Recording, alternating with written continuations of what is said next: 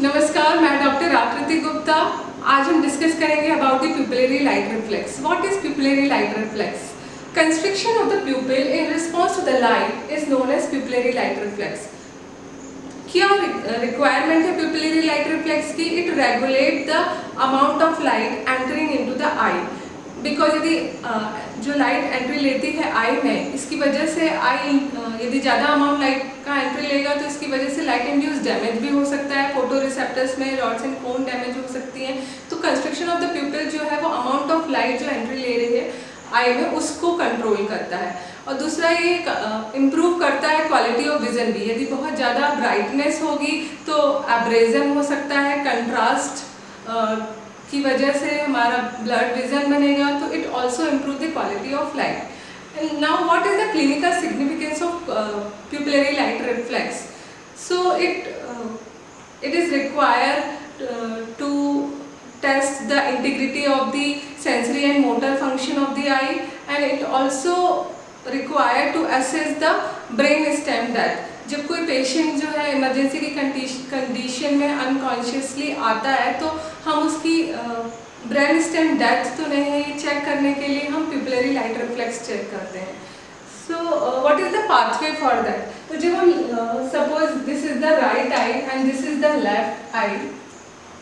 यदि हम right I में सपोज टॉर्च लाइट डालते हैं तो राइट आई में प्यूपिल में कंस्ट्रक्शन होता है, इसको हम डायरेक्ट लाइट रिफ्लेक्स कहते हैं।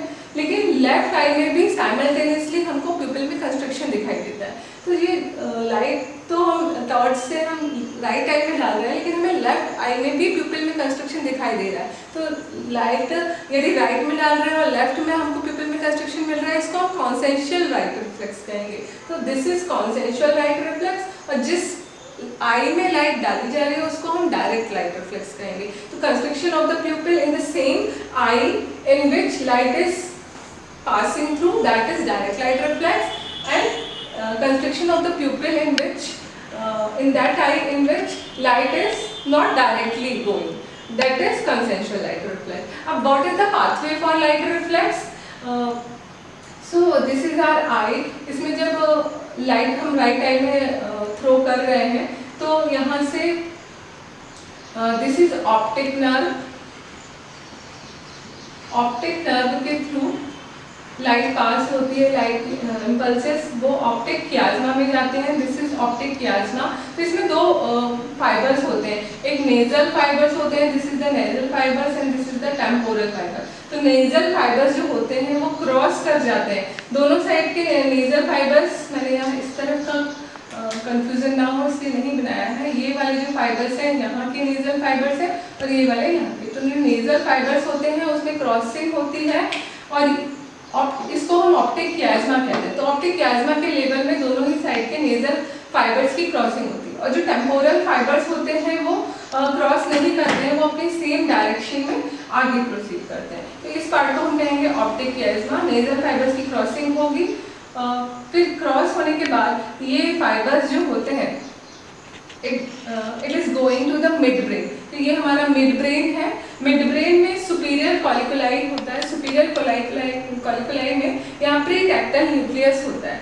तो ये जो फाइबर्स जा रहे हैं नेजल फाइबर्स और टेम्पोरल फाइबर्स, ये टेम्पोरल फाइबर्स और नेजल फाइबर्स दोनों ही यहाँ पर लेटरल जेनिकुलेट बॉडी में जाते हैं। लेटरल जेनिकुलेट बॉडी से ये ऑप्टिक रेडिएशन के through occipital lobe of the brain में जाएंगे और वहाँ पे विजुअल कॉर्टेक्स में जाएंगे, वहाँ इनका इंटीग्रेशन होगा। और लेकिन कुछ फाइबर्स जो होते हैं, कुछ फाइबर्स डायरेक्टली वो मिड ब्रेन में प्री टैक्टाइल न्यूक्लियस में जाते हैं। नेजल फाइबर्स भी और टेम्पोरल फाइबर्स भी, दोनों ही फाइबर्स जो है वो प्री टैक्टाइल न्यूक्लियस में जाते हैं both side.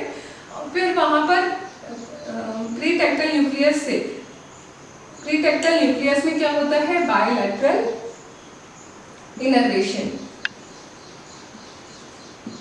Pre tactile nucleus में बायलैटरल इनर्वेशन होने की वजह से यहाँ से जो फाइबर्स है वो राइट साइड और लेफ्ट साइड दोनों ही साइड में न्यूक्लियस ऑफ एडेंजर वेस्टफॉल न्यूक्लियस, जो थर्ड नर्व का न्यूक्लियाई होता है एडेंजर वेस्टफॉल न्यूक्लियाई, उसमें जाता है। तो यहाँ से ये फाइबर्स यहाँ लेफ्ट साइड में भी जा रहे हैं और राइट साइड में भी जा रहे हैं।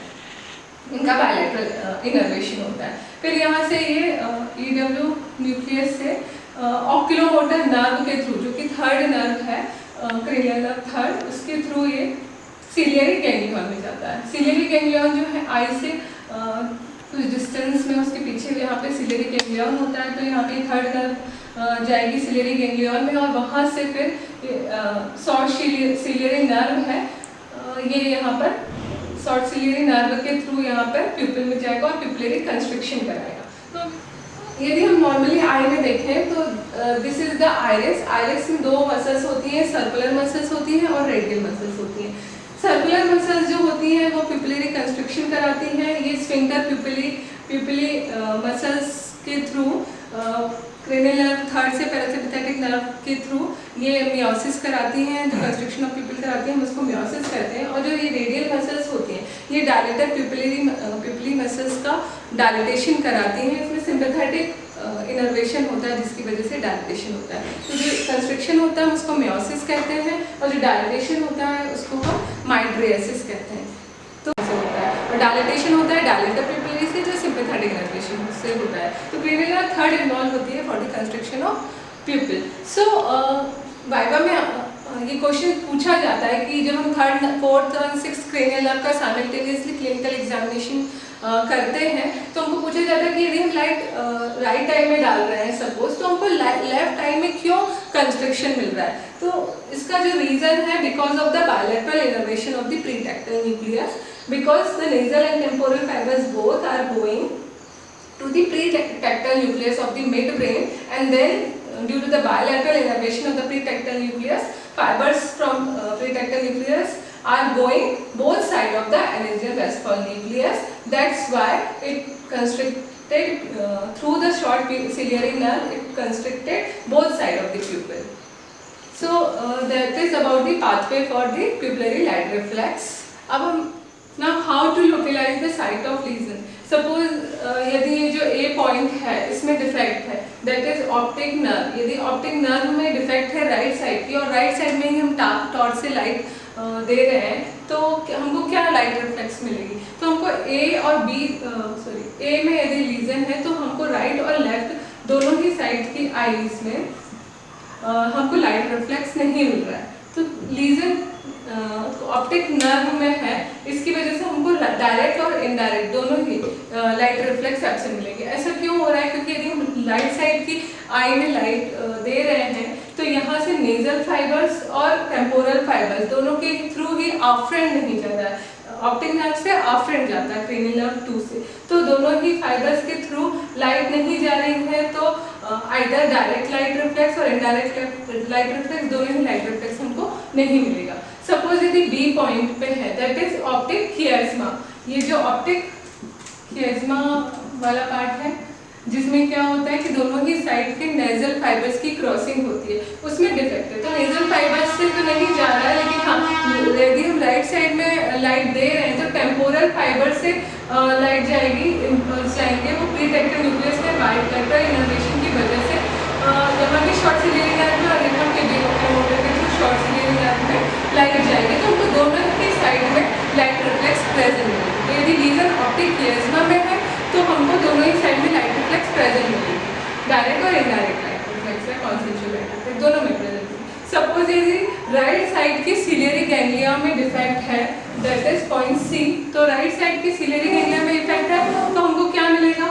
अब यहाँ से फाइबर नेजल फाइबर्स और टेम्पोरल फाइबर से तो सेंसेशन आ रहा है, मतलब आफ्रेंट तो आ रहा है, लेकिन राइट साइड में ऑक्यूलोमोटर से सिलियरी नर्व के थ्रू सेंसेशन नहीं चाहिए। तो राइट साइड में हमें डायरेक्ट जो है वो लाइट रिफ्लेक्स एब्सेंट मिलेगा, लेकिन यहाँ शॉर्ट सिलियरी नर्व में डिफेक्ट था तो यहाँ से इफेक्ट नहीं जा रहा था, लेकिन अपोजिट साइड में तो सब कुछ इंटैक्ट है तो हमें कॉन्सेंशुअल लाइट रिफ्लेक्स प्रेजेंट मिलेगा।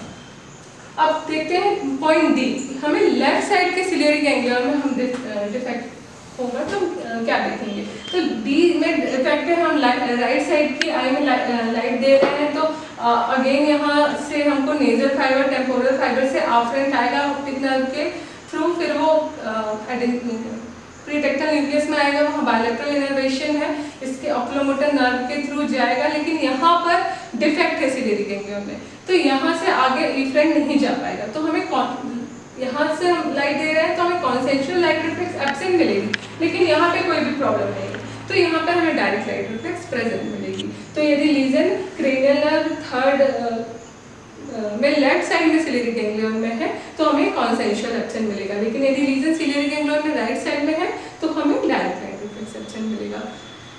So that is about the lesion of site of lesion in pupillary light pathway. अब हम देखते हैं कि हमको एर्गिल रॉबर्टसन प्यूपिल में क्या देखने मिलता है। तो Argyll Robertson pupil as name suggest, हम यहाँ से देख सकते हैं A for accommodation, R for reflex, P for present. तो इसमें हमको एर्गिल रॉबर्टसन प्यूपिल में एकोमोडेशन रिफ्लेक्स प्रेजेंट मिलता है। एकोमोडेशन रिफ्लेक्स में कोई एब्नॉर्मलिटी नहीं मिलती है, लेकिन इसका हम रिवर्स देखें, इसमें प्यूपिलरी रिफ्लेक्स एब्सेंट मिलती है। तो इसमें प्यूपिलरी रिफ्लेक्स ये जो पाथवे है वो अफेक्ट होगा, इसकी वजह से हमें प्यूपिलरी रिफ्लेक्स एब्सेंट मिलेगी। तो इसमें लीजन क्या है, तो इसमें जो लीजन है वो सुपीरियर कॉलिकुलाई के लेवल पे या प्रीटेक्टल न्यूक्लियाई के लेवल पे होता है, जिसकी वजह से ये जो प्यूपिलरी लाइट रिफ्लेक्स है कंस्ट्रक्शन ऑफ द प्यूपिल वो हमको देखने नहीं मिलता। लेकिन जो एकोमोडेशन रिफ्लेक्स है, हम नेक्स्ट वीडियो में देखेंगे कि एकोमोडेशन रिफ्लेक्स का पाथवे क्या है। तो उसमें हम देखेंगे कि एकोमोडेशन रिफ्लेक्स पाथवे में यहाँ पर सुपीरियर कॉलिकुलाई या मिड ब्रेन का, प्रीटेक्टल न्यूक्लियस का कोई रोल नहीं होता है एकोमोडेशन रिफ्लेक्स में।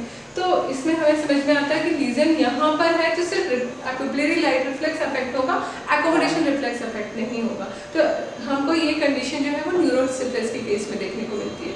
Then reverse Argyll Robertson pupil, reverse Argyll Robertson pupil में इसका जस्ट अपोजिट हमको देखने मिलता है। इसमें एकोमोडेशन रिफ्लेक्स एब्सेंट मिलती है, लेकिन प्यूपिलरी लाइट रिफ्लेक्स जो उसमें प्रेजेंट मिलती है। तो ये कब होता है रिवर्स एर्गिल रॉबर्टसन प्यूपिल, ये हमको देखने मिलता है जब बायलेटरल डैमेज हो जाता है फ्रंटल लोब का या थर्ड नर्व न्यूक्लियाई। यहाँ पर EDW जो एडिजिडेस्पल न्यूक्लियस है इसके आगे main third nerve cranial nuclei भी होता है EDW का, सॉरी ऑक्यूलोमोटर थर्ड नर्व का मेन न्यूक्लियाई होता है, इसमें भी अफेक्ट होगा तो हमें रिवर्स एर्गिल रॉबर्टसन प्यूपिल मिलता है। Then Adie's pupil, Adie's pupil हमें कब देखने मिलता है, यदि हमको dilatation of the pupil and constriction of the pupil दोनों ही रिएक्शन स्लो मिल रही है, कंस्ट्रिक्शन और डायलेटेशन स्लगिश रिस्पॉन्स मिल रहा है, तो ये हमको एडीज प्यूपिल में देखने को मिलता है। तो that is about the pupillary light reflex pathway. Thank you.